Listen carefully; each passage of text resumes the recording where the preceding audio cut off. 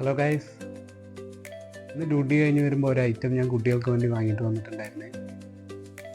അത് കണ്ടപ്പോൾ ഒരുപാട് ഓർമ്മകൾ, കുട്ടിക്കാലത്ത് ഒരുപാട് ഓർമ്മകൾ മനസ്സിലൂടെ കടന്നുപോയി. അപ്പോൾ വാങ്ങിയ ഐറ്റം എന്താണെന്ന് ഞാൻ കാണിച്ചു തരാം.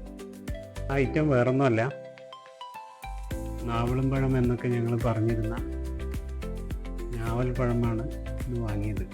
ഇതിപ്പോൾ റോട്ടിൽ മിക്കയിടത്തും കിലോ 100 രൂപ എന്ന നിലയ്ക്ക് വിറ്റുകൊണ്ടിരിക്കുന്നുണ്ട്.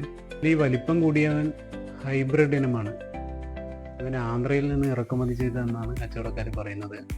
അതിൽ ഈ വലിപ്പം കുറഞ്ഞ കുഞ്ഞൻ നമ്മുടെ നാട്ടുകാരനാണ്, അട്ടപ്പാടിക്കാരൻ. ഹൈബ്രിഡിനെക്കാളിലും ടേസ്റ്റ് കൂടുതൽ നമ്മുടെ അട്ടപ്പാടിക്കാരനായ ഈ കുഞ്ഞനാണെന്ന് എനിക്ക് തോന്നി. എൻ്റെയൊക്കെ കുട്ടിക്കാലത്ത് സ്കൂൾ കൂട്ടുന്ന സമയത്ത് ഞാവൽ പെറുക്കാനായി വീട്ടിൽ നിന്നും കുറേ അകലെയുള്ള തോടും പാടവും കടന്ന് ചെല്ലേണ്ട വെള്ളാട്ടുപാടം എന്നൊരു കളമുണ്ടായിരുന്നു.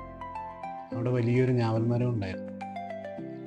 അവിടെ പോയി കവറിൽ ഇതൊക്കെ പെറുക്കി കൂട്ടി ഉണ്ടായിരുന്ന കുപ്പായത്തിലും ട്രൗസറിലും ഒക്കെ കറിയാക്കി വീടെത്തുമ്പോൾ അമ്മയുടെ ചീത്തയും കേട്ട് ഇതിനൊരു പാത്രത്തിലിട്ട് കുറച്ച് കല്ലുപ്പും വാരിയിട്ട് കഴുകിയിട്ട് അത് കഴിക്കുമ്പോൾ കിട്ടുന്നൊരു ടേസ്റ്റ് ഉണ്ടല്ലോ, ആ ടേസ്റ്റൊന്നും ഇന്നിപ്പോൾ നമ്മൾ വാങ്ങിയ ഞാവലിനില്ല.